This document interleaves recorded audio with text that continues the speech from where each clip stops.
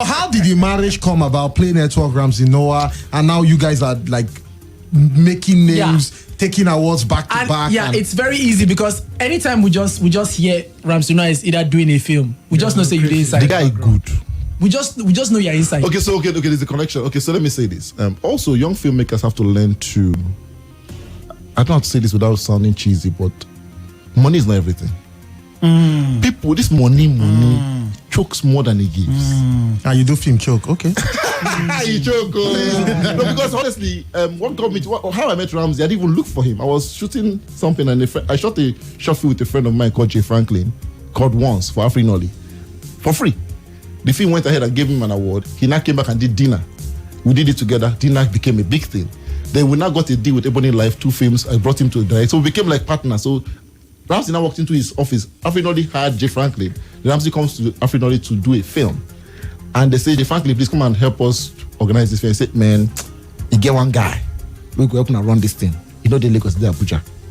Ramsey flew to Abuja to come and see me because of Jay Franklin's recommendation. I don't see my phone ring. I say, hello? He said, no, Ramsey, no. I said, I say, all this phone and wait till you have what you want. I said, no, that the real Ramsey. I beg. He said, I did Jabi show. I went to Jabi. I saw that when he was eating. He was very, I thought I was one puff guy. He got the chop suya, they drink scotch. He said, well, I chop, we'll sit down and chop together. We didn't even discuss anything that day. Next thing I said, see, man, I want us to make a film together. So we started making the film. The film didn't come out because there was no money for the film. He couldn't get people to fund it. But we kept pushing in my office because we wanted the film to come out. We were doing proposals, pushing everything. He wanted to say, Papa, maybe even get dream. I don't give up. This boy for Abuja don't really give up. What are you really about? I say, when I say yes to something, I follow through. Money or no money. Because I don't see film fail before. I don't see small project become big. So I believe in a lot of things in my life. He just sent me a mail one day saying, I want to be a manager. I say, I don't manage people. He said, I want you to manage. I say, I know they manage people. I only produce films. It was an argument for like a week. He convinced me to manage him. And when I said yes, I asked him, I said, what do you want to do with your life? Is you want to be an actor? He said, no, he wants to direct. I said, okay. So that was when Charles had just approached him to do Living in Bondage. So I was just at the time. The right time, the right place at the right time. He didn't have where to be. So, but again, I wanted to produce it, but there was a bigger producer on the picture called Steve Lucas, who I've been mates at the CHRIS. Steve do film for Namibia Independence, 2007. I see the serve, I see the more work. So I stepped down to line producer. He mentored me through the period of living in bondage. I learned a whole lot from Steve Lucas. In fact, if I want to call my mentor in the industry, he's my mentor. So I learned, and when we're going to do Rattle Snake, he wasn't available to do it. And they said, what did Chris do for them? So Rattle Snake literally fell on my thighs, and I went and I produced. If I knew anything, my name done there everywhere. Hey, Chris. You know, so it was just like right moment at the right time. And for me, I think I wasn't just money conscious. I didn't allow money drive my decision. I'm not saying you shouldn't be profit driven, but I'm saying know when to bend, know when to follow the right path, because money will finally come. Now I charge people in dollars and they pay.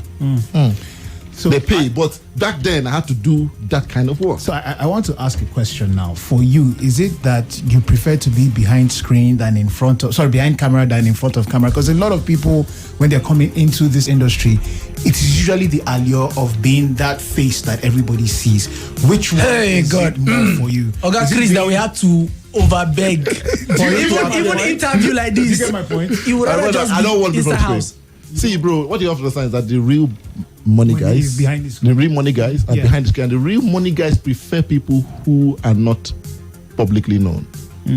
So there's one guy that's going to invest in the film for me one day. He called me and said, I like your church. On a Sunday afternoon, I like your church. That's your church, a very small church. And you don't even club.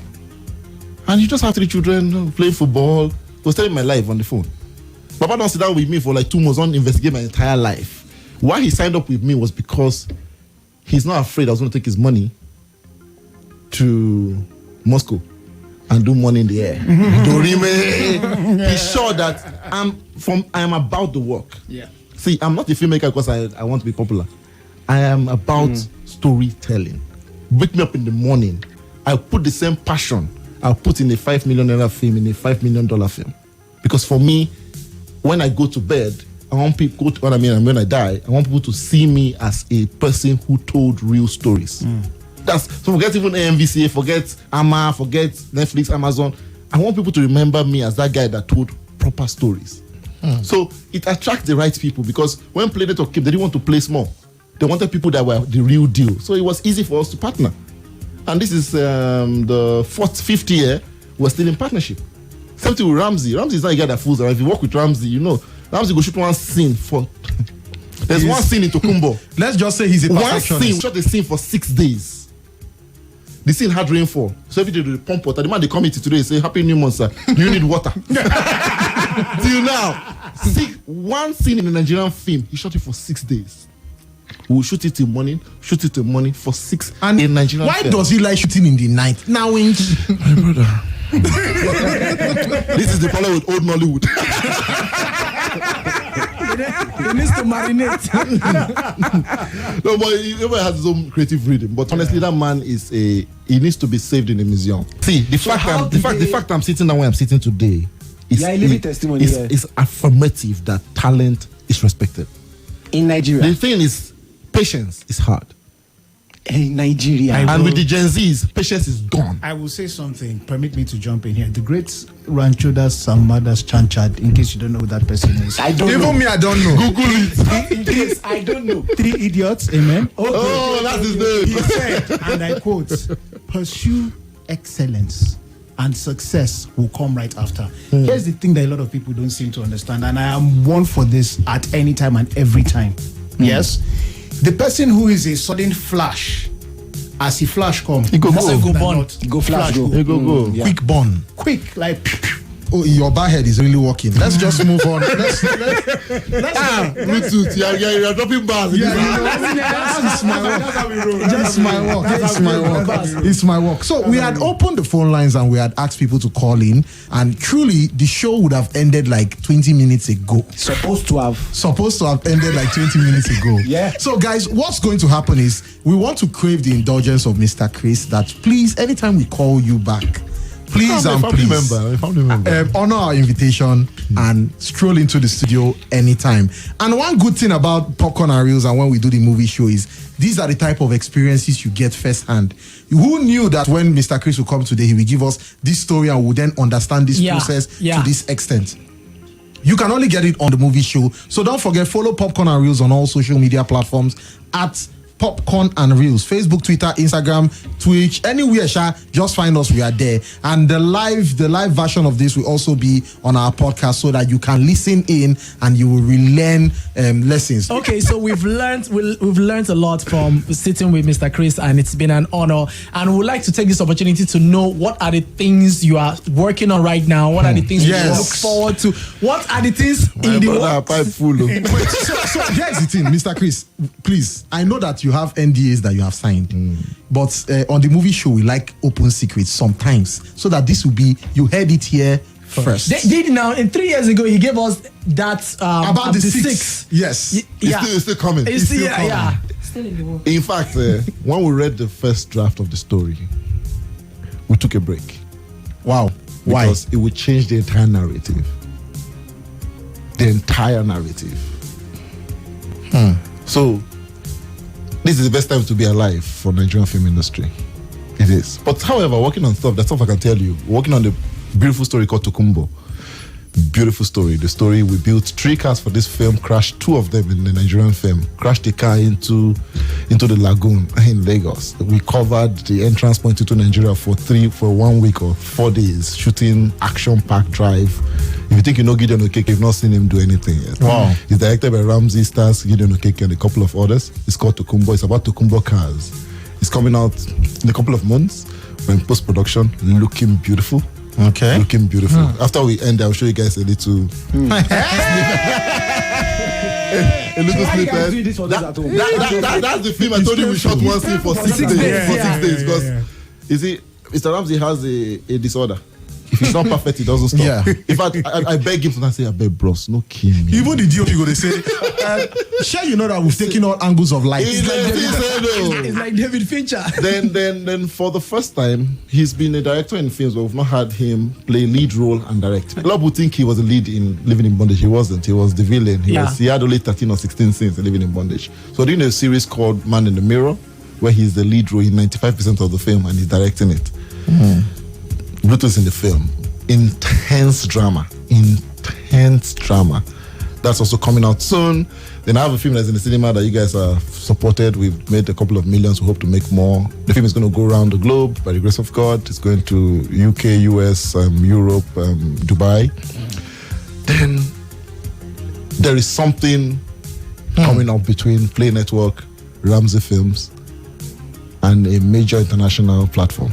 Gang gang. That will blow your mind. Okay, so guys, you heard it here first. I want to ask a very quick question. So you don't have any scoop for us on Hijack? So what has happened is that Play Network has grown into a studio, and while you want to do business with people, you have to also understand your bearing. Exactly. So there are particular stories I'm interested in telling, not all kinds of stories. And Play Network has to grow into a studio. So a studio has different producers and different directors doing stuff, which was tested with Glamour Girls, and it came out the way it came out, and they decided to exploit. So Hijack is being produced by a senior friend of mine, Roger Sofime, and there's even another one again that they're doing. They've not explored. There's another film they're doing again. You know, the opposite of a plane. They're doing something again somewhere else that's also coming out very big, and that's what a studio should be. I don't intend to raise a studio. What I intend to do is just be a producer of great films. You know, but Play Network is that studio that I think Nigeria needs to do that next level work, because Charles is a risk taker. If you see the way he runs his club business, you know what I'm talking about. He's turned one of his club into a circus. So imagine what he will do to film in the next few years. And he's not. So we are right when we said that 3 years ago that Mr. CHRIS Odeh is like the Kevin Feige of. That's what we actually said. It's in the middle of it. It's just tentacles. So that's what we said. And the thing about Popcorn and Reels and when we do the movie show is we predict. And all our predictions have actually come true. So guys, that's why we say stick with us and you will not be missing any guests. Sorry guys. One more thing again. There are a couple of distribution companies that are becoming financing studios. Yeah, so they're trying to create some photo structures like Film One does. Yeah, Genesis also has. And also there's a studio called a Blue Picture Studio, and we're about to announce a deal that would also change narrative for filmmakers and be able to support them to make better stories, push them to make better stories, and fund them for better stories. So honestly, 2024 is going to be a great year. It's going to be a great year, and I'm honored to be middle of all of these things going on. Thank you very much, Mr. Chris, for showing up. And we hope to have you again sometime soon. I'm a family member. Let's give it cheer at 2K. And just in case, also invite us to your sets, because we would really like to get some behind the scenes. We would like to talk with your actors. True. And anytime there are actors around, invite them to the show. We really love to host a couple of them. Let's have a conversation with them. That's why we talk movies.